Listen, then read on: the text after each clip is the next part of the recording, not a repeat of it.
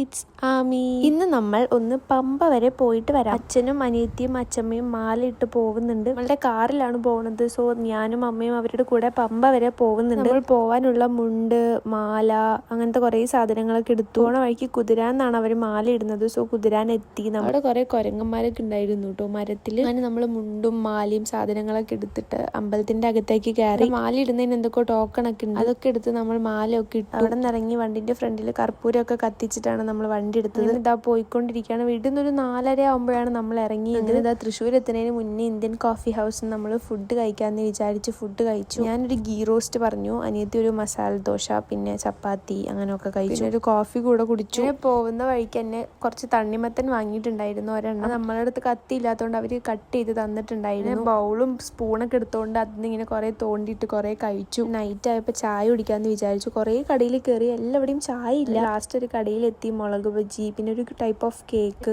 Cake എന്താണ് അതിന്റെ പേര്, അത് കഴിച്ചു. പിന്നെ ഒരു കടലമിഠായി ഒക്കെ കഴിച്ചു. അവിടെ നിന്ന് ഇറങ്ങി. അങ്ങനെ ഇതാ നമ്മൾ പോയി എരുമേലി എത്തി. അവിടെ ഇറങ്ങിയില്ല, നേരെ പമ്പയിലോട്ട് പോയി. അത്യാവശ്യം തിരക്കുണ്ടായിരുന്നു. ഇതാണ് നിലയ്ക്കൽ ശിവക്ഷേത്രം. അങ്ങനെ ഇതാ പമ്പ എത്തിയപ്പോൾ നല്ല തിരക്കുണ്ടായിരുന്നു. കറക്റ്റ് നമ്മൾ പമ്പ എത്തുമ്പോൾ ഒരു 3:10 ഒക്കെ ആയി. അവിടെ നിന്ന് നേരെ പമ്പ ഗണപതി ക്ഷേത്രത്തിലേക്ക് പോവുകയാണ്. അപ്പൊ ബാക്കി നമ്മൾക്ക് അടുത്ത വീഡിയോ ഇട്ട് കാണാം. ഇന്നത്തേക്ക് ഇത്രേ ഉള്ളൂ. Do subscribe my channel. Thank you.